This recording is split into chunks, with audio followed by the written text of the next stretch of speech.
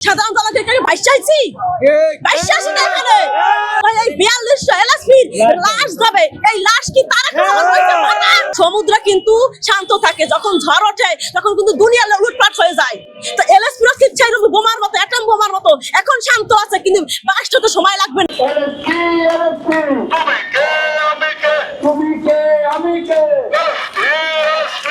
এখন পর্যন্ত কোনো আশ্বাস তো করা হয় নাই। আমরা মনে হয় দেশের জনগণই না, আমরা যদি জনগণ হতাম যে এই দেশের সরকার অন্তত আমাদের দিকে তাকাতো, একটা সরকারের প্রতিনিধি লোক আমাদের এখানে আসতো।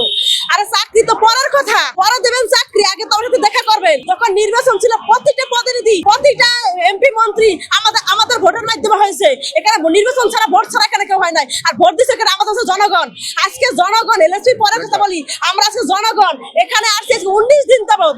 গত 5 তারিখ থেকে আজকে অবস্থান কর্মসূচি আছি আমরা, পরিবার পরিজন নিয়ে ফেলাই বাড়ি থেকে এখানে আসি। কেন আসি এটা তো সরকার দেখা উচিত ছিল কিনা আজকে প্রশ্ন আমরা আগে করি না, এখন প্রশ্ন করতে বাধ্য হয়েছি, কারণ আমাদের পায়ের তলা মাটি সরে যাচ্ছে আস্তে আস্তে। আমরা মনে হয় অন্য গ্রহ থেকে এখানে আসছি। হ্যাঁ, আমরা অন্য গ্রহ থেকে এখানে আসছি। আমরা যখন এখানে আসছি আমরা বারবার স্মারকলিপি দেওয়া হয়েছে, আশ্বাস করা হয়েছে, আমাদের আশ্বস্ত করা হয়েছে, আশ্বাস্তর পর আমরা এখানে আসছি, কিন্তু আশ্বাসে বিশ্বাস করছিলাম আমরা, ডিজি পিডি সচিব সবাইকে আমরা বিশ্বাস করছিলাম, বিশ্বাস করার ঠকে যে আমরা বাধ্য হয়ে এখানে অবস্থান কর্মসূচি নিছি। আমরা এই যে এখানে আছি বিগত 19 দিন, 19তম দিন, কিন্তু এখানে দেখতেছি আমরা আমাদের কোনো একটা প্রতিনিধি লোক আসে নাই আমাদেরকে দেখার জন্য। এইটা বড় কষ্ট আমাদের কাছে। আমরা চাকরি নেব কি না নেবো এটা হলো পরের কথা, আগে আমাদের সাথে আসুক, আমাদের সাথে তার যদি লজ্জা করে তার প্রতিনিধি একজন লোক আনুক জায়গায়। একটা দেশের একটা সরকার প্রধান হয়, সরকার কি তুল্য হয়, আর জনগণ হয় তার সন্ত্রাস তুল্য। এই যে আজকে তারেক রহমান বলি, প্রধানমন্ত্রী বলি, প্রতিমন্ত্রী মন্ত্রী প্রত্যেকেরই সংসার ফ্যামিলি সবারই আছে। আজ যদি আপনার কোনো সন্তান, আপনার কোনো ফ্যামিলির কোনো লোক যদি অসুস্থ হইতো, কোনো লোক যদি এখানে পৌঁছাতো, আপনি সরকারি গাড়ি নিয়ে চলে আসতেন, এটা আপনি নিজের ব্যক্তিগত গাড়ি থাকলে সরকারি গাড়ি নিয়ে আসতেন। আর আজকে আমরা সাধারণ জনগণ এখানে আছি, সাধারণ জনগণকে বাইশ চাইছি বাইশ চাইছি না এখানে। আমরা প্রধানমন্ত্রীর কাছে একটা অভিযোগ যে এ দেশে বাংলার মানুষ প্রতিবার আপনার সহিংসতা দেখেছে, একাধিকবার সহিংসতা দেখেছে, সহিংসতার পর কিন্তু বিজয় অবশ্যই আইছে। আমরাও এখানে 4200 এলএসপি সংসদ হয়েছি, দেখেন এখানে পুরো মাঠটা ভরা আছে।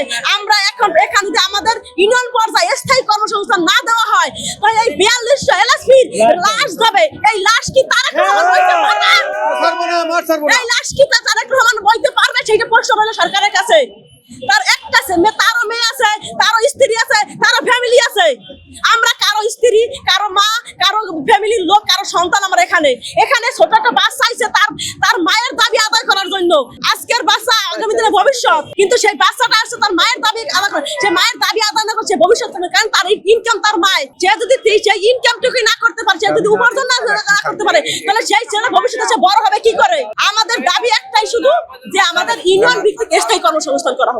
সমুদ্র কিন্তু শান্ত থাকে, যখন ঝড় ওঠে তখন কিন্তু দুনিয়া লুটপাট হয়ে যায়। তো এলএসপি রক্ষিত বোমার মতো অ্যাটম বোমার মতো এখন শান্ত আছে, কিন্তু বাসটা তো সময় লাগবে না।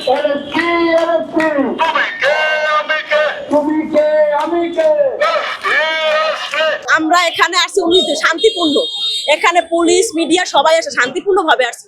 আমরা যে শান্ত এটা বারবার প্রমাণ করাইছি, কিন্তু শান্ত থেকে কিন্তু আমরা 19 দিন যাবত হচ্ছে এই প্রেস ক্লাবে বসে আছি, কিন্তু আমাদের সাথে কেউ সাক্ষাৎ করতে আসে না। আমাদের মূলত দাবি হচ্ছে আমরা স্থায়ী কর্মসংস্থান চাই ইউনিয়ন ভিত্তিক। আমরা এলডিডিবি প্রকল্পতে কাজ করেছি 7 বছর 8 মাস। 7 বছর 8 মাস কাজ করার পরে আমাদের বেকার করে দেওয়া হয়েছে। অন্তর্বর্তীকালীন সরকার আমাদের হচ্ছে প্রকল্প বন্ধ করে দিয়েছে। আমরা এখন মাননীয় মন্ত্রীর কাছে দাবি জানাচ্ছি আমাদের বেকারত্ব দূর করার জন্য।